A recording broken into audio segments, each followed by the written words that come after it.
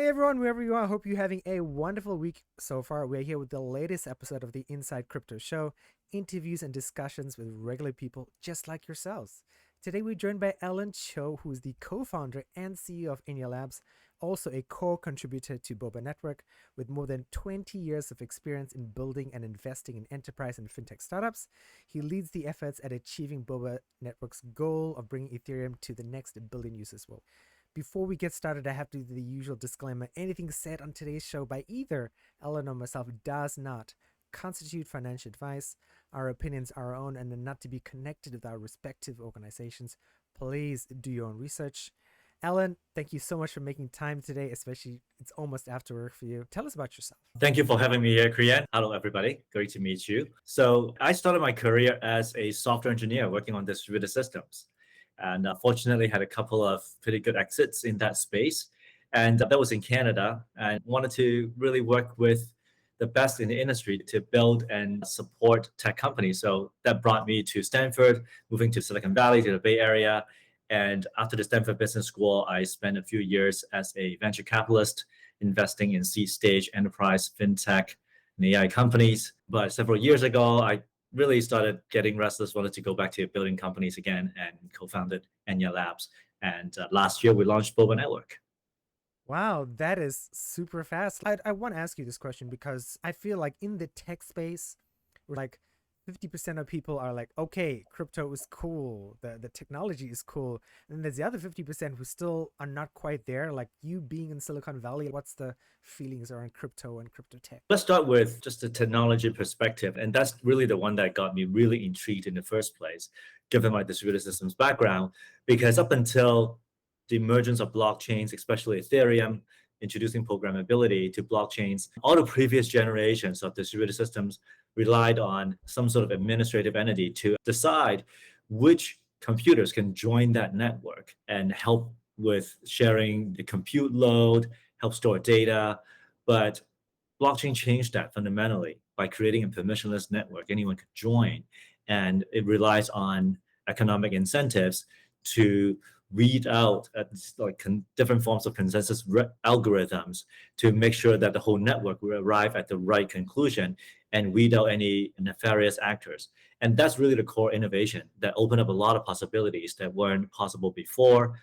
Fundamentally, it's the permissionlessness nature of blockchains that paves the way for potentially much more inclusive economic infrastructure that can be built on this technology. Okay. Alan, why do you think we still have a lot of people who are, we'll get into that a bit later, but what do you think we have so many people who are still very distrustful of the space, who are just like going back to Silicon Valley, smart engineering, tech focused people? They see the technology and they're like, okay, despite the technology, I still don't think this is a good idea. I don't believe it. It's a scam, Ponzi, blah, blah, blah. How do we overcome this distrust? Yeah, it is a challenge, right? Because what's happening with each wave of new technology, especially the more transformative and disruptive the technology is, the more likely this is going to happen, because these emerging trends would simultaneously attract the brightest minds who truly have their hearts in building out the infrastructure, building out the technology for the good of the rest of society, as well as opportunists who just want to jump in, make a quick buck. They have really no desire to build anything for the long term. And for outsiders looking in, it's really hard to tell who's really building something of substance versus who's just trying to make a quick buck and scam people out of their hard-earned money. Wow, I've actually never heard somebody mention that like in this way, and that's so true. Regular people, like maybe your mom or my mom, looking in and okay, who is this person and who is that person? Who do we follow? And yeah, that's such a good point. And when you look at like the early days of .com, right? For the average mainstream consumer, in the early days, if you look at Amazon.com versus many others who didn't make it was hard for them to tell the difference. Totally true. Well, I brought up the distrust issue, so we'll dive straight into today's like first two questions. And I know if anybody watching or listening, you've dealing with issues with FTX, I'm really sorry. Try to do your best, you'll get through it. Alan, being a fintech person, being in venture capital, what do you think's happened? We do know what's happened, but what happened with FTX? Why did we go from venerating this company, top 5 in terms of trading volume, as far as exchanges goes to now it's bankrupt. And Well, speaking of being hard to tell the good from the bad, right? This is a prime example. It's not just the average consumer that finds it difficult. Even seasoned investors and industry insiders sometimes get it wrong, like in the case of SBF. He got a lot of people to trust him, and folks with existing strong social credibility who throw their names behind him, the more people trust SBF by extension, because social proof is one of the major contributors to building influence. What really happened here, I think, as more facts emerge, is highly likely that they misappropriated customer assets for other purposes. Whatever that is, as an exchange, the customer assets belong to the customers, not to the exchange. They should just never be touched to begin with. But they broke that trust and went to great lengths to hide that fact until it could no longer be hidden. And now more and more of those facts are coming out. I think we're just scratching the surface of figuring out what really went on. But unfortunately, this is one of the downsides of centralization, is the one centralization of power, but also the lack of transparency into what's happening behind the scenes. Now, in the traditional financial world, we compensate for that by delegating powers to regulators to keep traditional financial institutions honest, whether it's the New York Stock Exchange or JP Morgan, big banks. But in this case, we got the worst of both worlds, where FTX was operating in an unregulated territory and without any transparency. Right? So there was really no oversight over how they were using these customer funds, customer assets. And because they weren't operating on a blockchain, unlike DeFi protocols, there was also no way for the public to monitor and provide oversight over how they were really running their business either. that's very true. Alan, do you think, I've seen in the last week or so people like, okay, this is why we need decentralization, but at the same time, like looking to some of the regular people in crypto, I still don't imagine regular people saying, okay, I'm going to open up a MetaMask, I'm going to open up a Phantom wallet, I'm going to open up whatever wallet it is, and I'm going to start doing crypto that way. I think it's still, that stuff is still a fairly large hurdle. How do we get people from centralized exchanges into DeFi in an easy way? Boba, of course, is a solution, but like, how do we solve this problem? Because centralized exchanges are easy, the interfaces are familiar, but DeFi is really not easy. Yeah, and that speaks to how big a gap that exists today between the level of convenience and smoothness in user experience that mainstream users expect versus what we're delivering as an industry today. There's a huge gap, and that's what's created an opportunity for centralized exchanges to exist, because when push comes to shove, most users will choose convenience over security, right? So as an industry, we got to work even faster to close that gap in user experience while still maintaining the benefits of doing things on the blockchain, providing transparency, auditability, immutability, so that trust is built into the system, so that we don't need to delegate trust to centralized figures. I totally agree. Going back to trust and transparency, right? That is another big call this week. It's, yeah, we need regulation. And people are like, yeah, SBF was meeting with regulators and stuff to push for regulation. That's strange. How did this happen? The term proof of reserve was thrown around. Do you think the next step after this situation is regulation, more regulated crypto? Is that the next step? I think more regulation is definitely coming. That's just a natural response that policymakers are going to have, especially in light of such an implosion of a key player in an industry at this scale. We look at the last great financial crisis, a lot of new regulations came out of that. I don't think this is going to be any different. Of course, the danger is overreaching and jumping to a new set of regulations without fully understanding the implications of these regulations, especially when it comes to, this is not just a couple of bad actors who took advantage of loopholes in an existing industry. We're talking about whole new technologies in creating a new industry.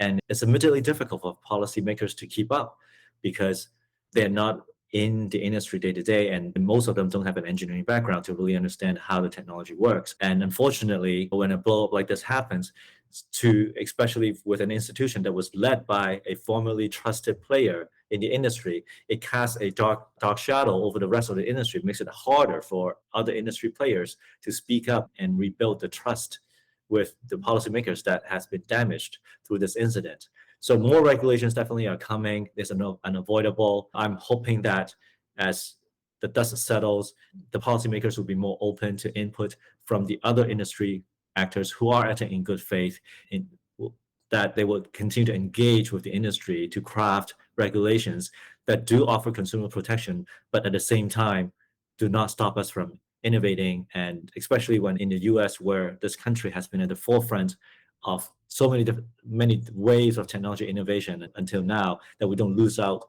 on the potential and the good that Web3 can do, not just for this country, but also for the rest of the world.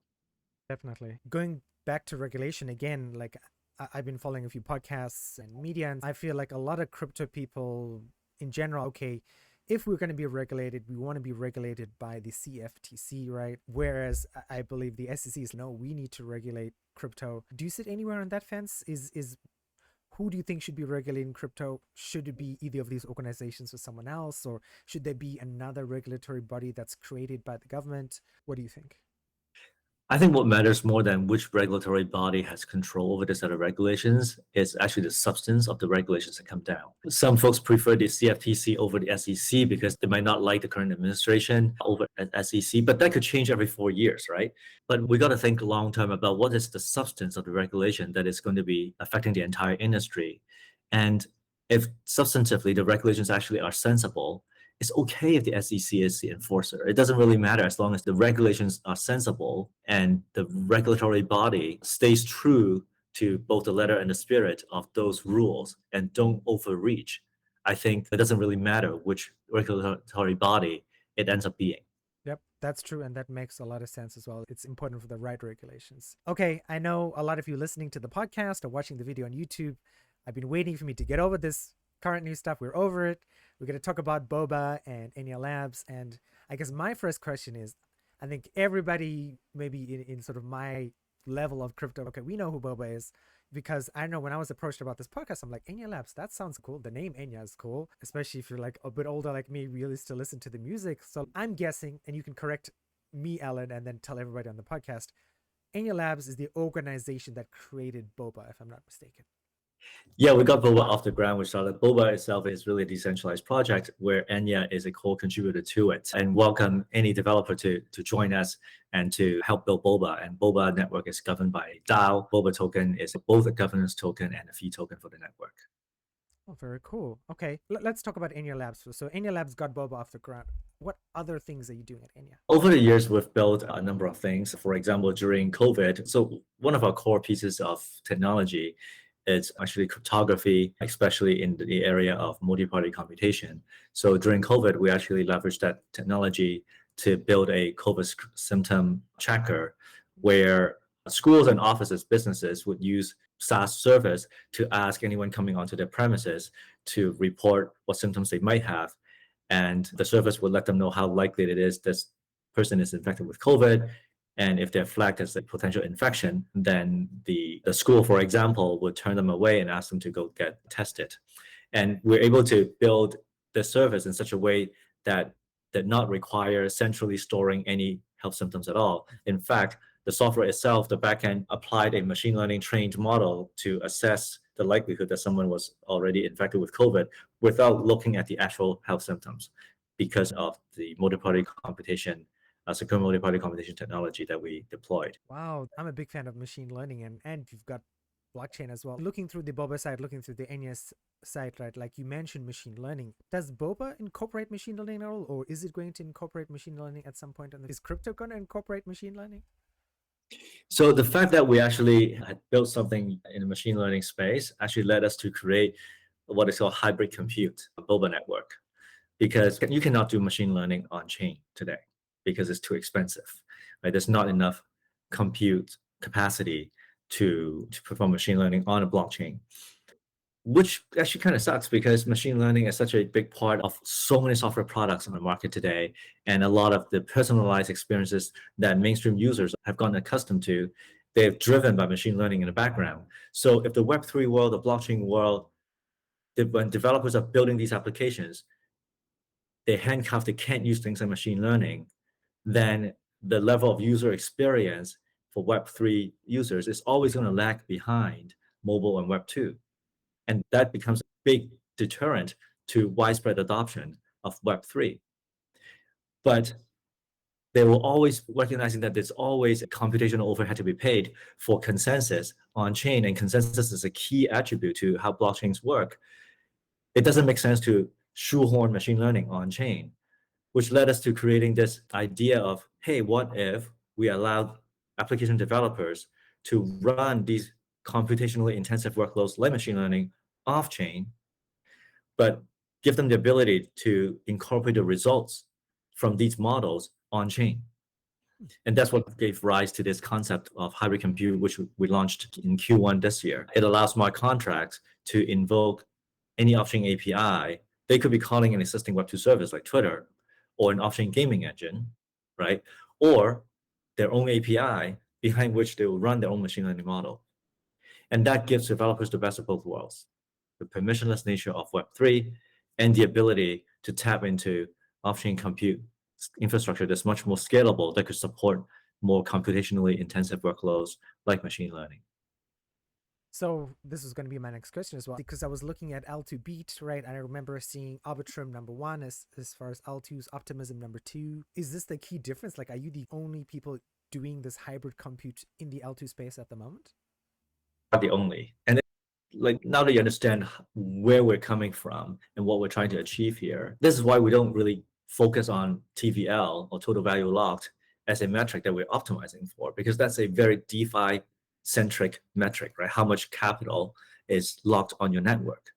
Whereas what we're trying to enable is a Web3 infrastructure that interoperates with Web2 infrastructure, whether we're talking about using the existing Web2 infrastructure to run machine learning, or tapping into enterprise data stores to use these data sets to personalize the on-chain experience, or tapping into existing Web2 services.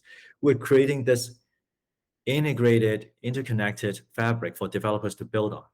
Over time, they're probably not going to be all DeFi developers, right? For example, we're already starting to see Web2, Web3 hybrid games leveraging hybrid compute. And what matters is extending the benefits of Web3 to as many users as possible, not necessarily locking up as much asset as possible, right? We're not in the game of competing for capital on our network. We're trying to serve developers and users. If they want to put capital on our network for DeFi, great. But that's just one of the many use cases that are going to come. Okay, you make some really good points. But at the moment, it's very unfortunate, because I remember when I was looking at L2 Beat, I'm like, okay, Boba is like number 9. But and then now you're talking, I'm like, yeah, that's really a huge understatement, because you, like you said, you aren't competing for DeFi capital, but at the same time, everyone's judging you on this standard of, okay, you have X amount of money locked into your network. So how do you overcome that sort of stereotype of saying, hey, Boba is not just a DeFi destination, it's this infrastructure destination, and in doing so, saying, hey, this is actually valued at much more than in the TVL number? So ultimately, the real sign of traction is, are people using your network or not? Ultimately, that's the metric that matters. If no one's using your network, it doesn't matter if you have $10 billion to TVL if the TVL is not doing anything. So what matters most is actually transaction volume. Is your network being used? So that's the metric that we pay attention to. Now, we're also the first layer 2 to go multi-chain, which means our transaction volume data currently are spread across multiple chains.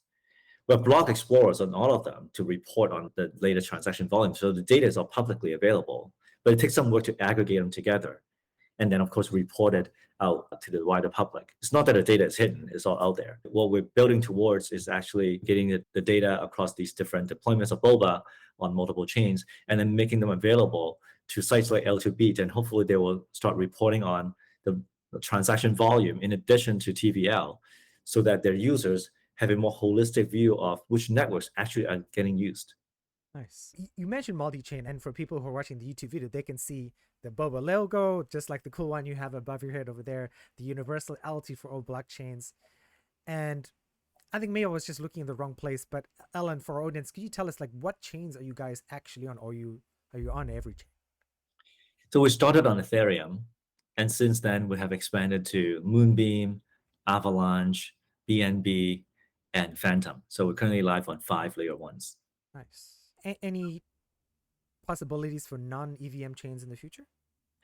That's always possible. It does require more engineering work, but yes, we haven't lost sight of that part of the layer 1 ecosystem as well. Okay, nice. Okay, going back to the idea of scalability, one of the things I find, I like to talk about the regular user because unfortunately, where I live in Taiwan, most of the people I know are regular crypto users. And I find that I don't know any regular people who are using L2s. And I think that's unfortunate. Do you know, how do we bring L2s to more people?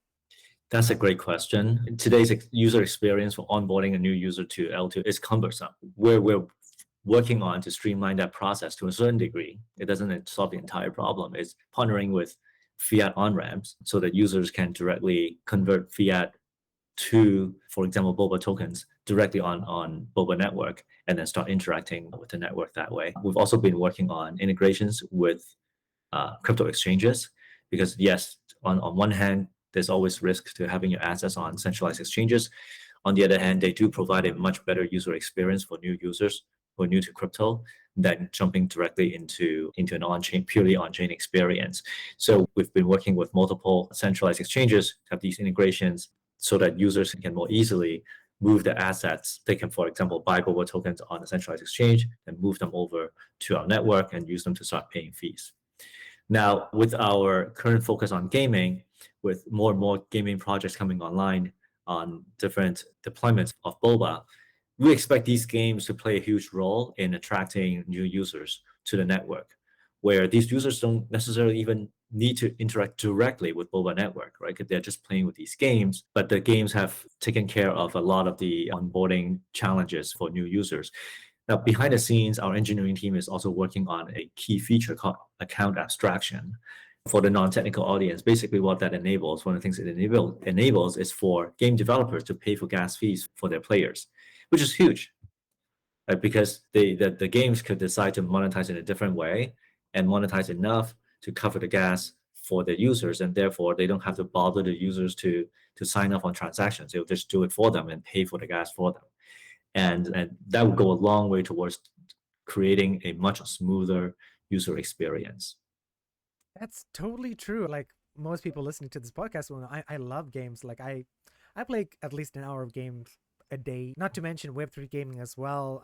I do most of my Web3 gaming on Polygon. The gas fee stuff kind of sucks. Like it ruins that immersion when you're playing a game, and it says, "Hey, now you're out of this. Please sync with the blockchain." Or I always see this button on this game that I play. It says, "Sync with the blockchain. Pay 0.1 Matic," and that definitely sucks. The idea of account abstraction is just awesome. To hide that irritating layer under something else, it's awesome and it's still there, but the game developer is taking care of it. And that's awesome. You mentioned gaming a few times. Is there anything that like we could be excited about gaming wise on the Boba network? Any game name or gaming idea that you can talk about if you can? Evil Versus, for example, on Boba AVAX, which is the Boba network running on Avalanche, uses hybrid compute as part of their game.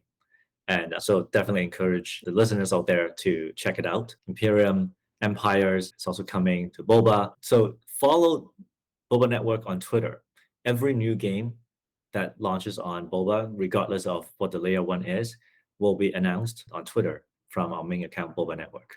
The website is boba.network. Yes. But for the latest news, just come to Twitter, follow Boba Network. Okay, come to Twitter, follow Boba Network. Very nice. Okay.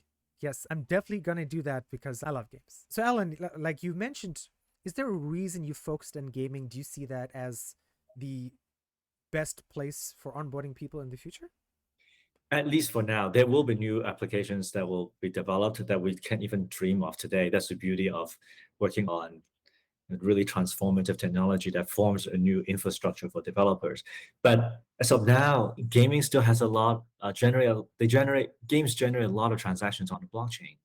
And people continue to play games even in recessionary times. Some might argue that they will play even more, spend even more time in games. during recessions. Whereas in a high interest rate, high inflation environment, use cases like DeFi and NFT speculation is going to be really challenged. So for the near term, we're really focused on gaming. Now, going forward, we expect there'll be many more new applications that take advantage of hybrid compute that allows developers to combine Web3 and Web2 together. And those are going to be brand new applications because these are applications that you cannot build on a traditional blockchain alone. You mentioned hybrid compute, and one of the things on your website, I think it's either Enya Labs, I'm pretty sure it's Enya Labs, that you mentioned augmenting smart contracts, and hybrid compute, of course, augments an existing smart contract. So are there other technologies that you're working on to augment the idea of smart contracts? Well, hybrid compute is the main foundation that we're building on, and we're evolving it as we speak, actually. So recently, for example, we introduced more complex data structures that we're going to support in hybrid compute beyond the original implementation. And as more and more developers build on hybrid compute, we're going to keep evolving this protocol to support the needs of developers. Oh, nice. Okay, very cool. And what's the best place to read about hybrid compute? That would be Enya Labs, I assume. Actually, you can come to Boba Network. The Boba website has a lot of resources on hybrid compute as well. Oh, nice. Very cool. Alan, it's almost the end of the year. It's almost, I don't want to keep you too long as well, the end of the show. It's been a terrible week for crypto. Looking into 2023, and again, I'll remind people, you are not a fortune teller. I'm not a fortune teller. What positive things can you see happening next year for Boba, for Enya, for crypto in general? If there are any. Definitely. So for projects like Boba that has resources to continue building, Enya will continue contributing to the project. And because we're in this for the long haul, this is not the first time I'm part of a team that is building infrastructure. And it always takes longer to build infrastructure than it is to build a quick flip. But the satisfaction comes from building something that lasts. Bear markets don't last forever, but if we're building infrastructure that is of substance, of value that developers and users actually use, it will definitely outlast any bear market. And so that's what gives us hope. And we see a lot of peers in the industry who share the same values. We're going to be heads down building, regardless of what's going on in the macro environment. Nice. I think that is like the perfect way to end off today's show is just building, like you said, building something that lasts it's a different kind of satisfaction. Thank you so much for your time today. We've talked about so much. I understand hybrid compute, which was really nice, and it's fantastic, and machine learning and all the cool games that I'm going to look up literally immediately after the show because it is Tuesday morning my time. Alan, is there anything else you want to mention about Boba or Enya that you haven't had a chance to mention? Anything social media wise? I have all of Boba's socials. I have Enya socials. Those will all be down in the podcast show notes and the YouTube channel show notes as well. Any pearls of wisdom you want to leave our audience with? I would say, yes, definitely follow us on Twitter, Boba Network. And if you are like us who believe in the long-term benefits and potential of decentralization, of a permissionless infrastructure that for the world, then don't lose hope just because we have had a terrible year and a terrible week. This almost always happens with any new technology. We're here for the long term, we're building for the long term, and many people like us are.